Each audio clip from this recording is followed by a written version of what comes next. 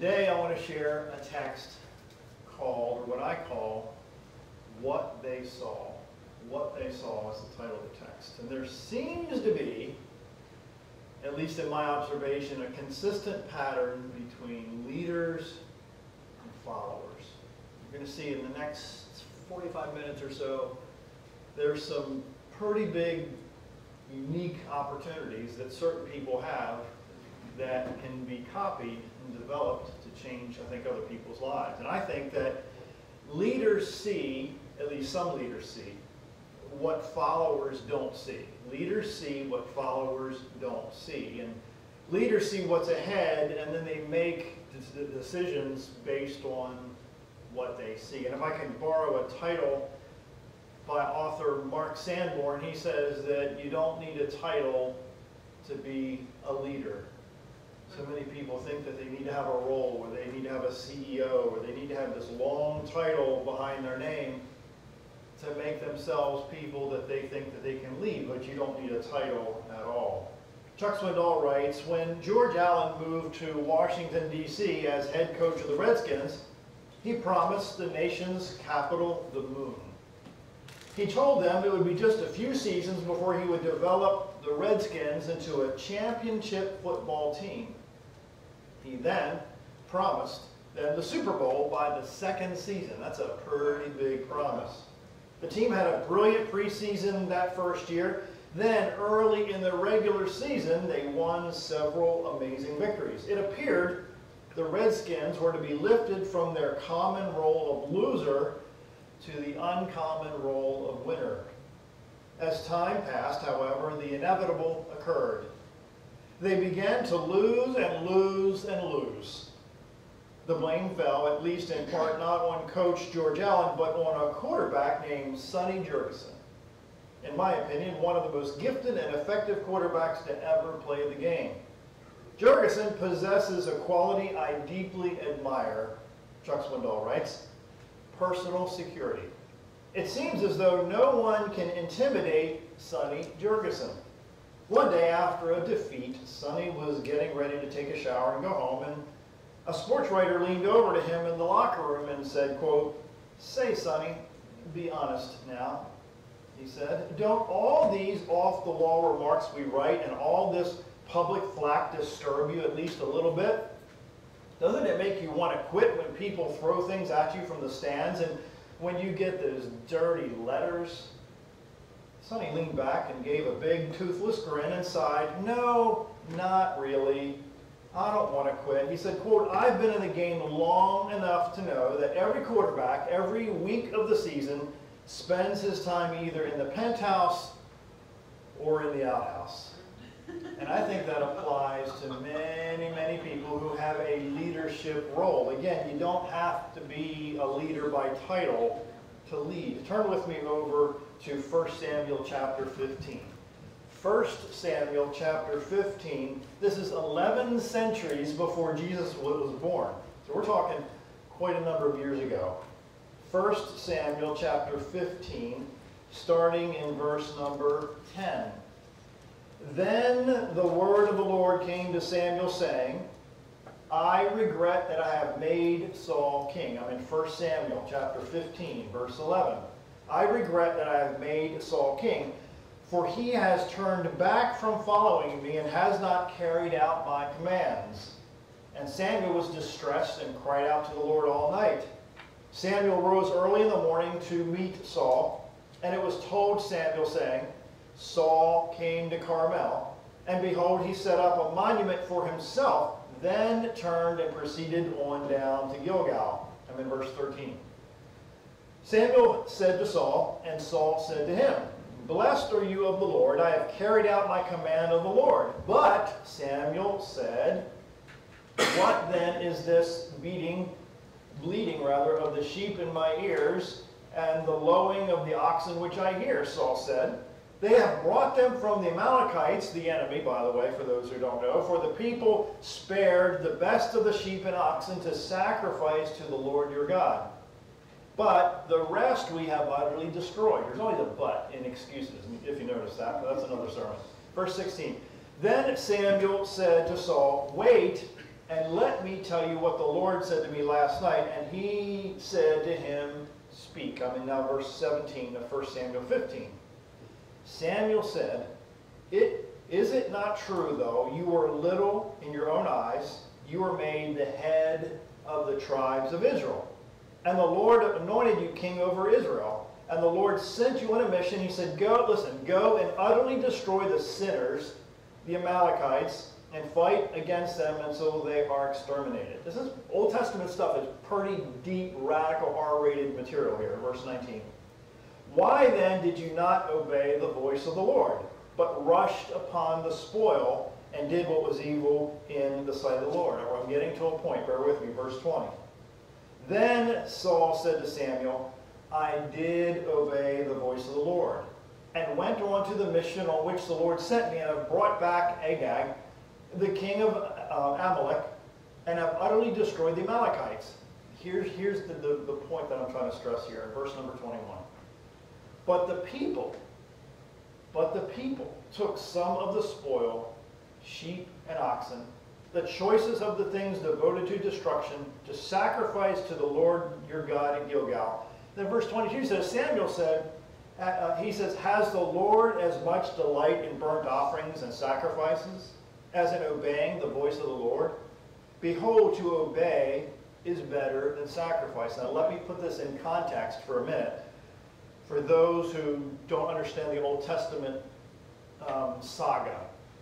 The Old Testament saga or doctrine or philosophy said that when you sinned, the priest would offer a sacrifice of a clean animal, an unblemished animal, to take away the sins of the people. This is where this context of this verse comes from. Again, behold, to obey is better than sacrifice, and to heed than the fat of rams.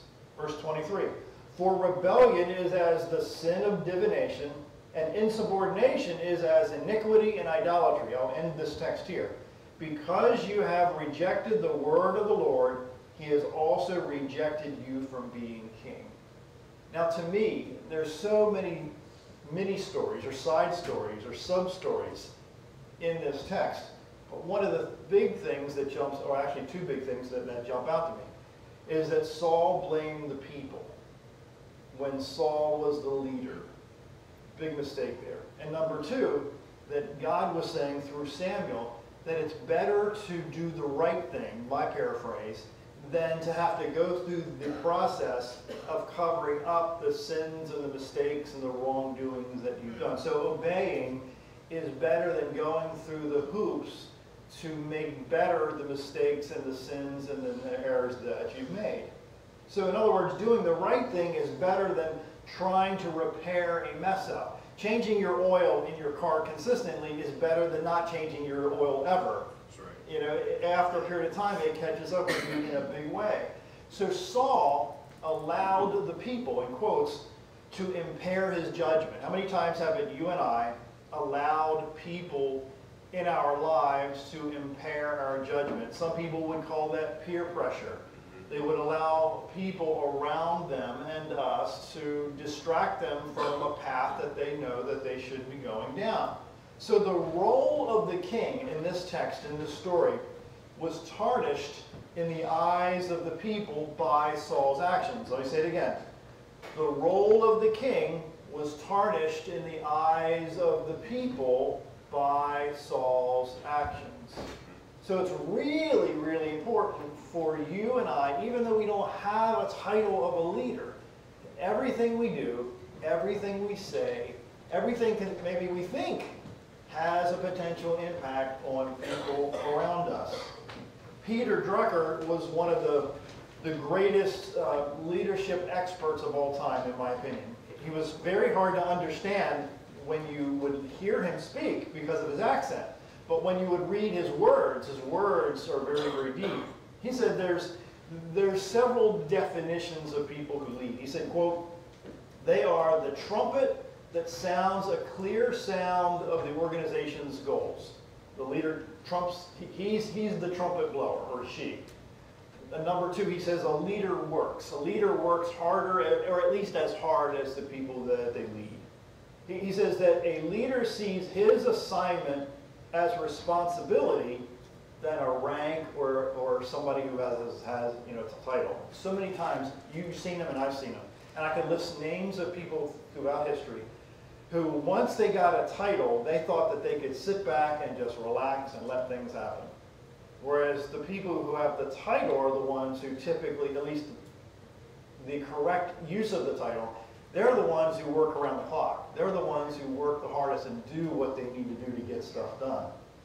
He says a bunch of other things, but he also says that leaders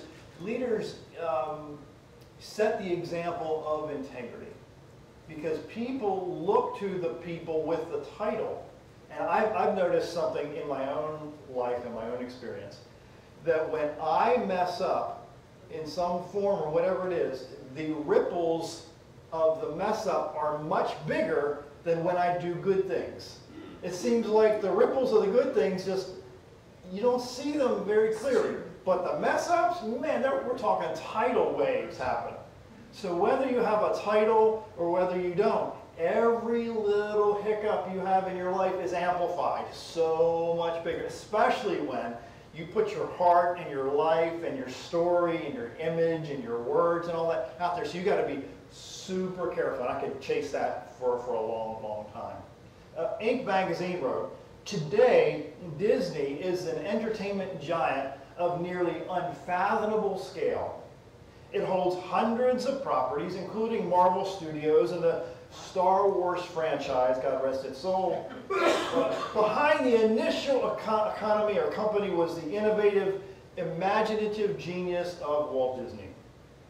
While many people recognize the earliest successful films, few know the difficulties he faced prior to making them. Disney's first animation studio was dissolved, and Disney couldn't even afford to pay the rent.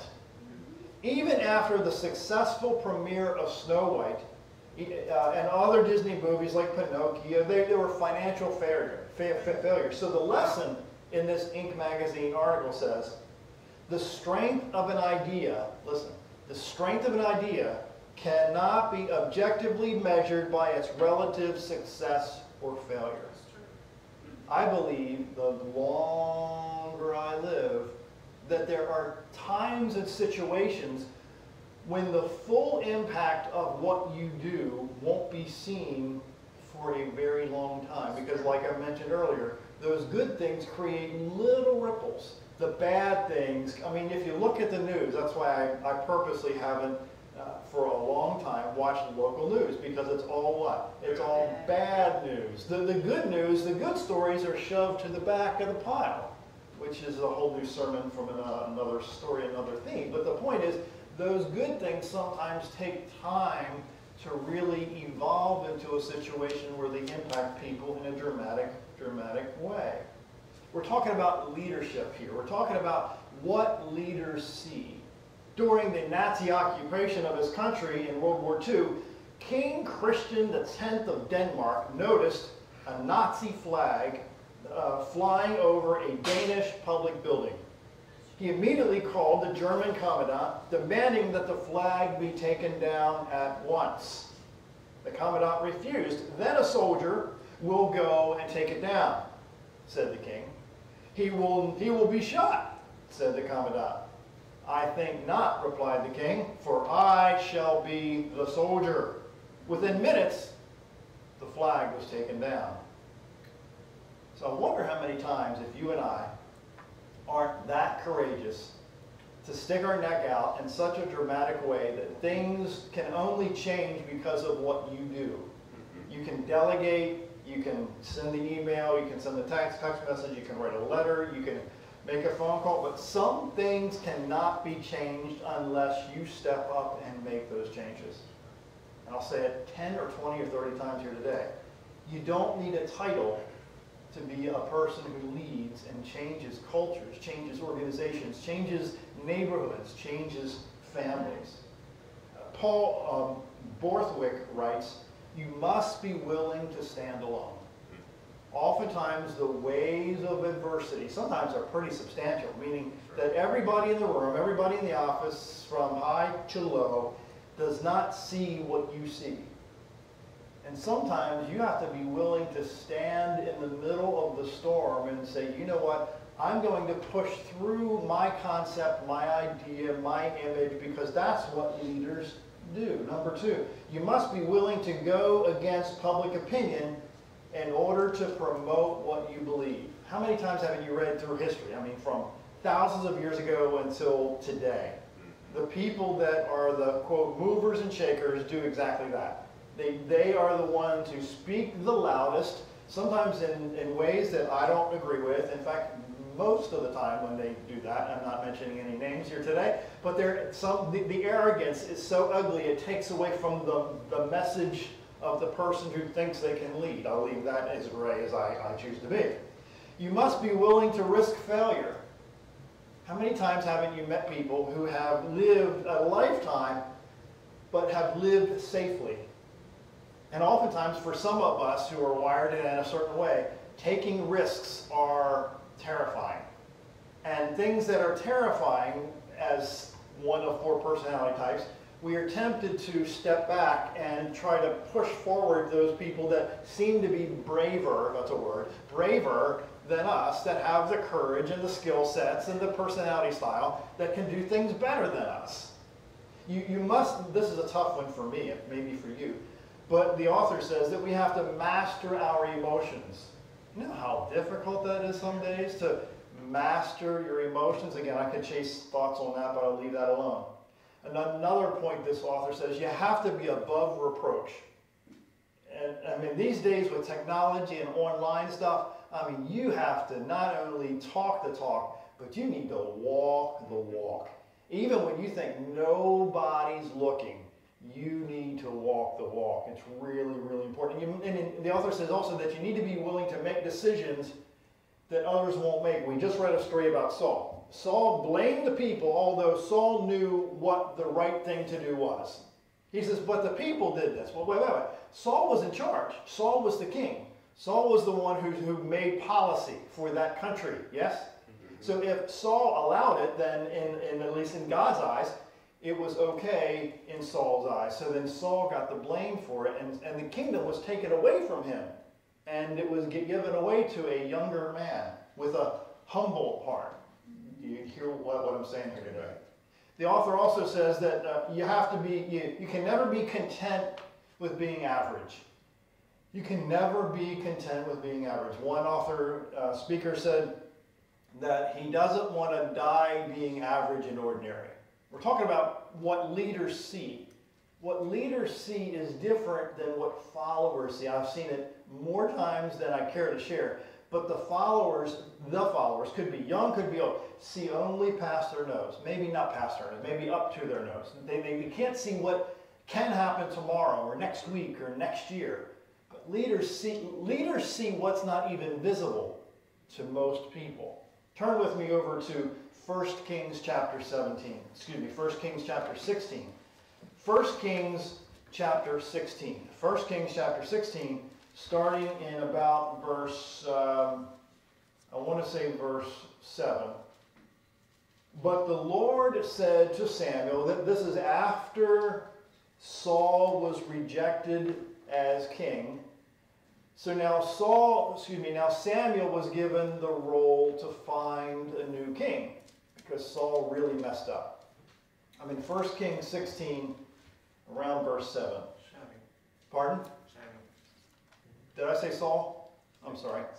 But the Lord said to Samuel, do not look at his appearance. Again, but the Lord said to Samuel, do not look at his appearance or at the height of his stature. Now, think about that a second. Saul, if you know the backstory, Saul was tall. Saul was taller than most. So, of course, if it was me, if the first king was tall, then maybe the next king should be tall. Again, I'll go back to verse 7.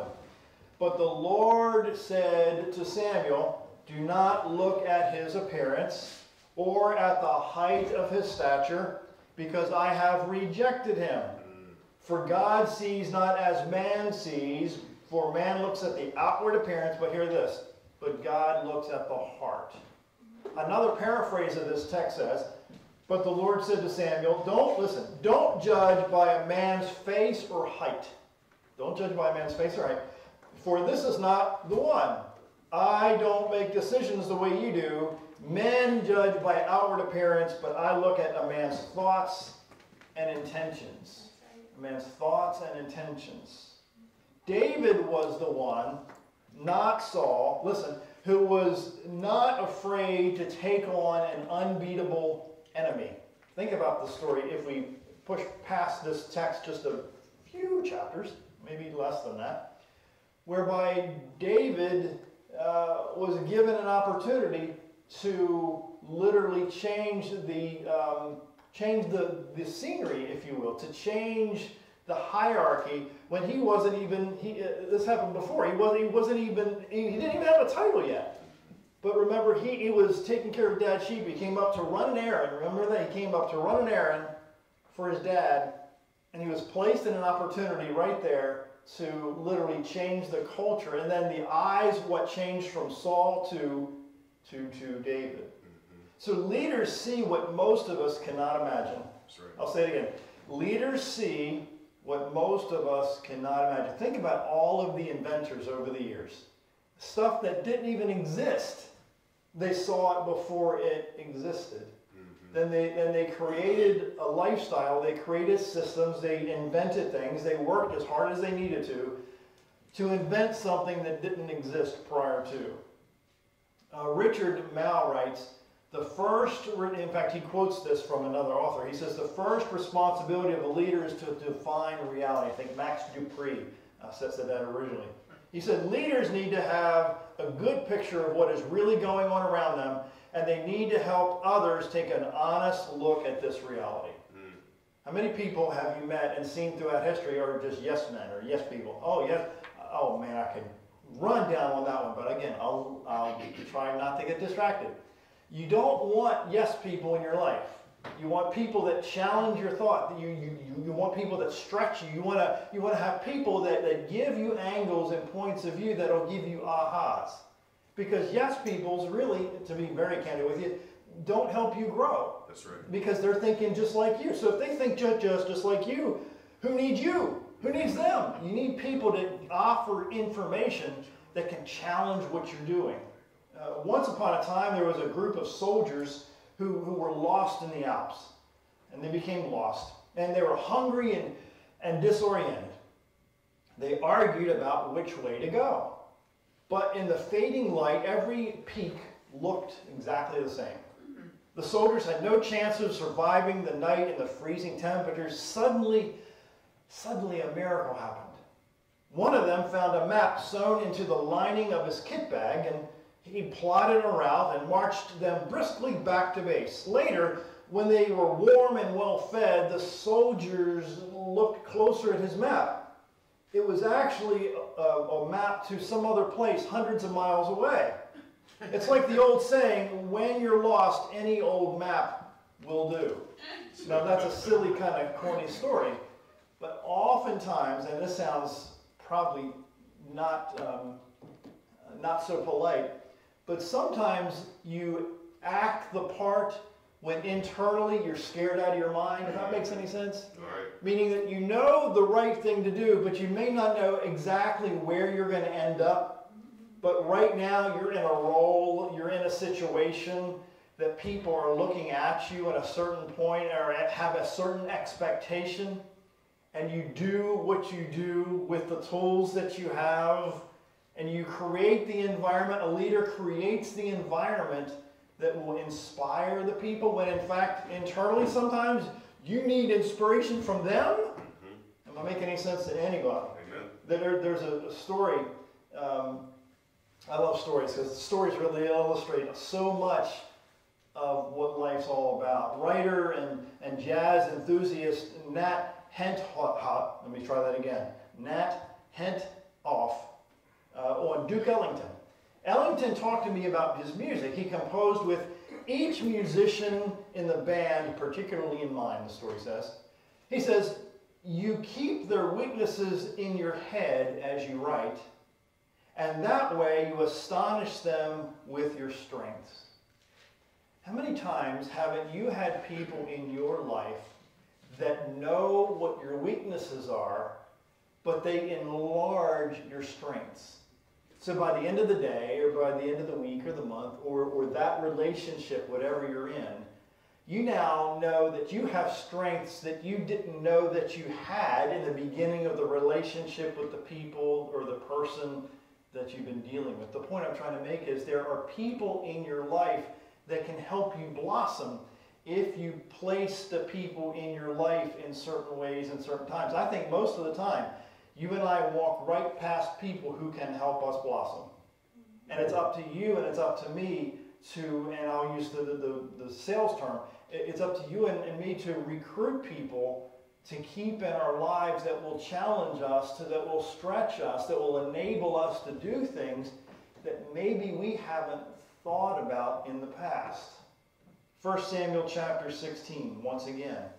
But the Lord said to Samuel, do not look at his appearance or at the height of his stature, because I have rejected him. For God sees not as man sees. For man looks at the outward appearance, but the Lord looks at the heart. The Living Bible puts it this way.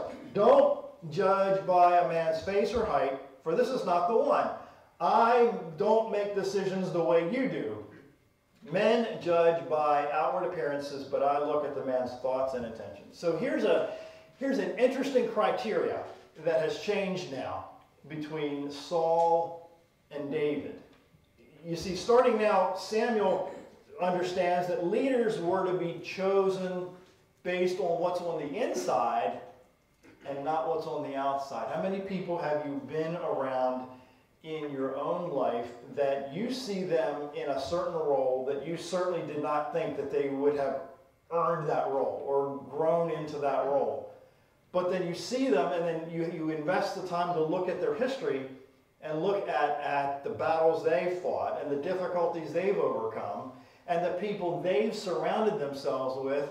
And you look back and say, if it wasn't for all these people in their lives helping them get there, then they wouldn't be there.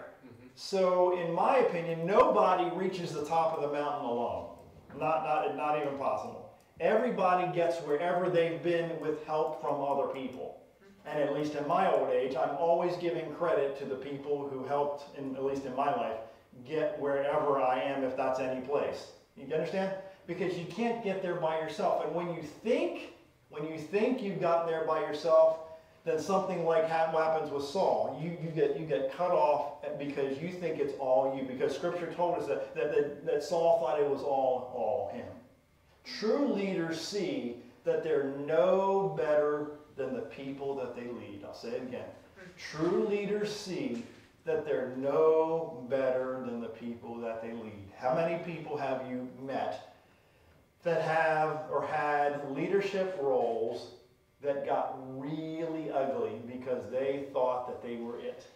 They thought that they were the king of the mountain, and they pulled themselves up by their own bootstraps. That's some of the ugliest people on the planet. I'm not talking physically, but internally. Their ugliness just oozes out because they think everything revolves around them, instead of them being the biggest server, S-E-R-V-E-R, the biggest server in that culture, in that group. That's what leaders are supposed to do. I think Tim Enlow posted something. I wish I would have wrote it down. But he said, true people who lead wash people's feet the most often. That's the paraphrase of what Tim said.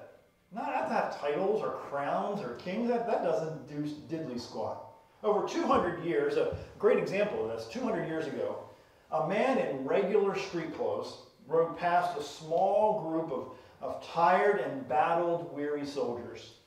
They were digging what appeared to be an important defensive position. The leader of the group wasn't making any effort to help. He just shouted orders and threatened to punish the group if the work wasn't completed within an hour. That's pretty intense. Why aren't you helping? The stranger asked, who was on horseback.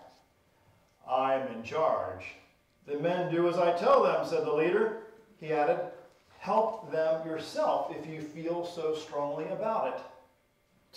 To the mean leader's surprise, the stranger got off his horse and helped the men until the job was finished. Before he left, the stranger congratulated the men. Listen to this. Before he left, the stranger congratulated the men for their work and approached the confused leader. You should notify top command next time your rank prevents you from supporting your men, and I will provide a more permanent solution, the stranger said. Up close, the now humbled leader recognized General George Washington and was taught a lesson he will never forget. It was the stranger on the horse, General Washington, who got off the horse and helped the men do their job. That's what leaders do. That's what leaders are supposed to do. Mark chapter 12 writes this: to love him with all your heart, with all your understanding, let's talk about loving God. To love him with all your heart, with all your understanding, and with all your strength, and to love your neighbor as yourself is more important than burnt offerings and sacrifices. It just makes it so simple in such a short phrase. Let me share it again.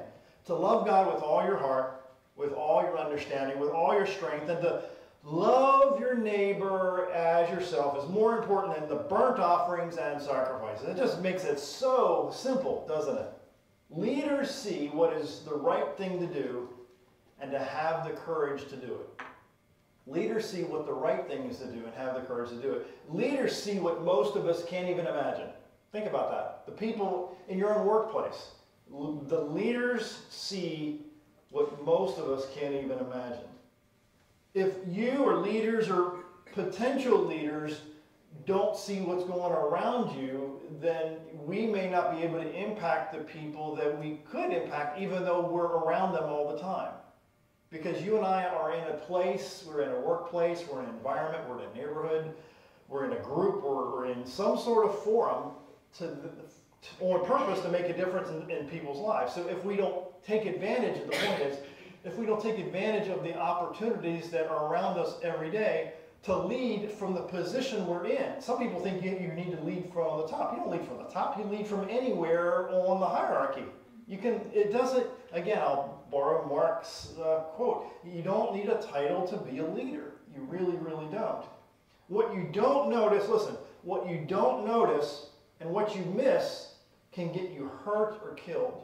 What you don't notice or what you miss can get other people hurt or killed. So you have to be a noticer. You have to be somebody who pays attention. How many times haven't you bypassed certain situations, or you're in the car and your mind's 100 miles away and you miss certain things that are going around you when the people in the car who are passengers see it because they're not focused, meaning that sometimes we choose, because of life and difficulties and distractions, we don't choose to focus on the stuff around us that can literally impact the people all around us.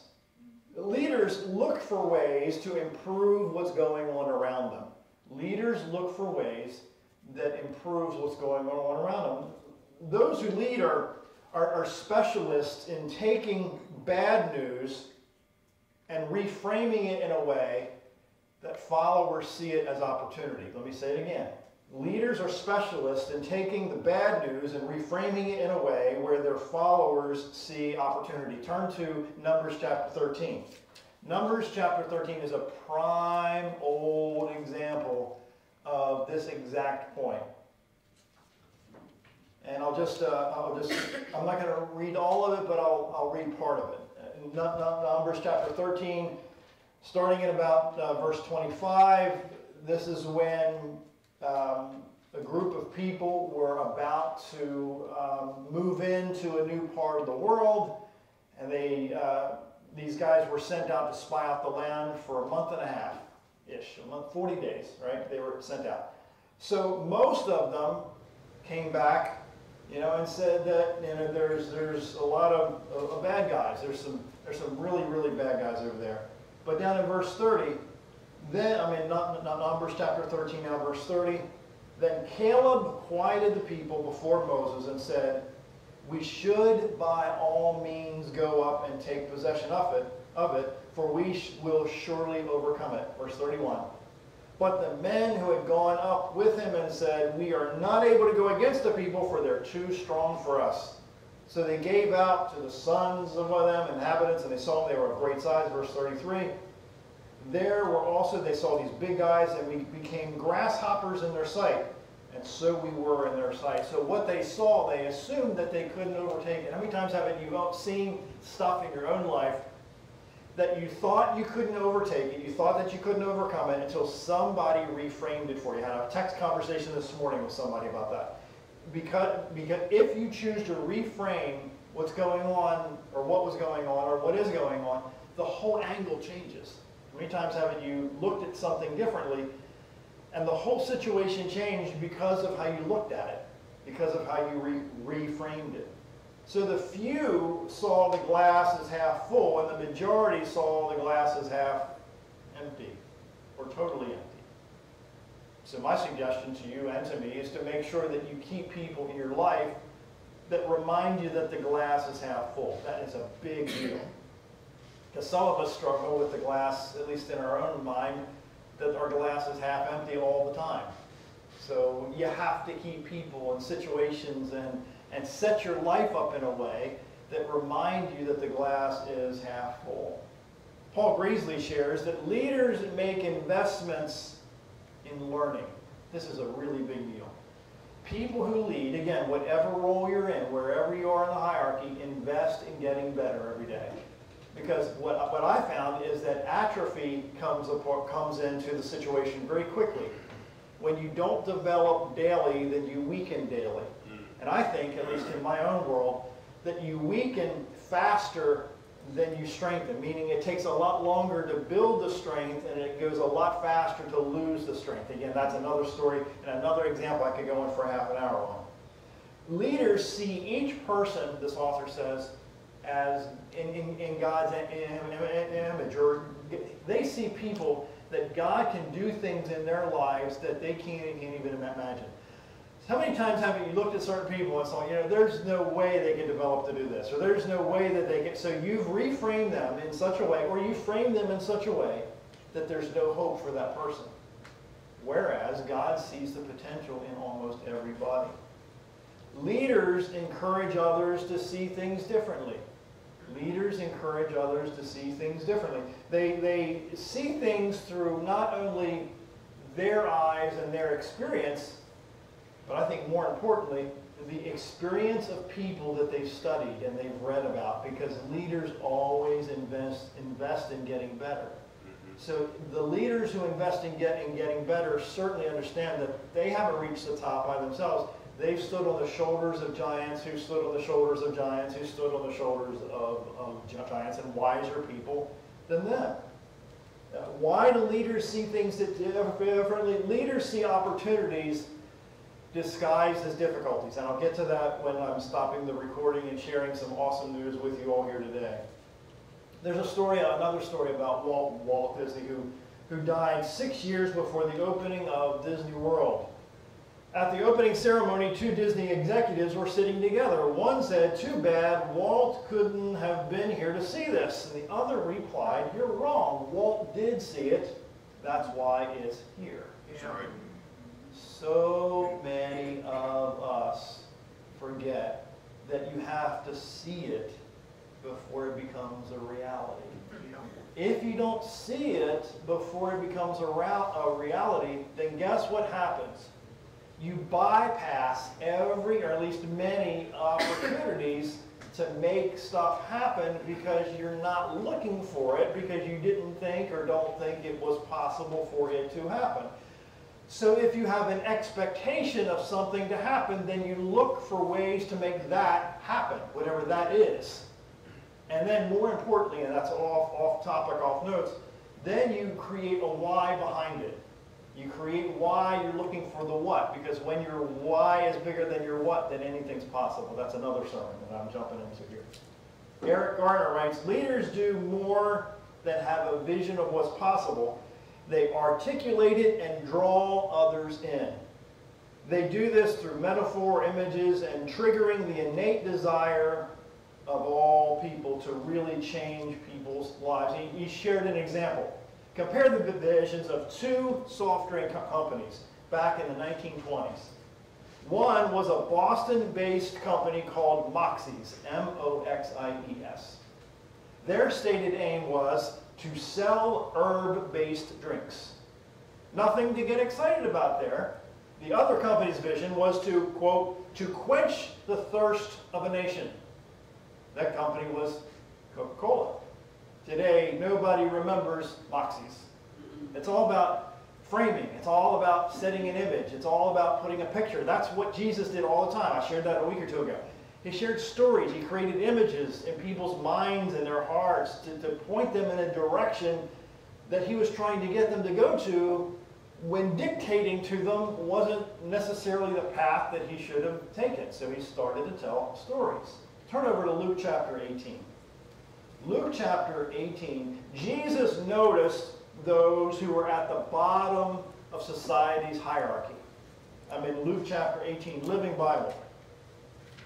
Verse 9, starting in verse 9. Then he told this story to some who boasted of their virtue and scorned everyone else. He said in verse 10, 2 men went to the temple to pray. One was a proud, self-righteous Pharisee. I'm in Luke 18. And the other, a cheating tax collector. The proud Pharisee prayed this prayer. Thank God I am not a sinner like everyone else, especially like that tax collector over there. For I never cheat, I don't commit adultery, I go without food twice a week, and I give 1/10 of everything I earn. Verse 13. But the corrupt tax collector stood at a distance and dared not even lift his eyes to heaven as he prayed, but beat upon his chest in sorrow, exclaiming, God be merciful to me, a sinner. I tell you, the sinner, not the Pharisee, returned home forgiven. For the proud shall be humbled, but the humbled shall be honored. Verse 15. One day some mothers brought their babies to him, to Christ, to touch and bless. But the disciples told him to go away. Then Jesus called the children over to him and said to the disciples, let the children come to me. Never send them away. For the kingdom of God, belongs to men who have hearts as trusting as these little children's. And anyone who doesn't have their kind of faith will never get within the kingdom's gates. Again, Jesus flipped it all around because the religious and the mighty wanted to hang out with the mighty and the religious, right? That's right. Jesus chose to turn it all on its head and said that, you know what, I'm as comfortable with those that don't have a title. In that culture, children were nothing. Women were property in that culture. They didn't have a say. But Jesus felt as comfortable with them as he did. In fact, he felt more comfortable with them than he did with the religious, because he called the religious folk some nasty names in that culture.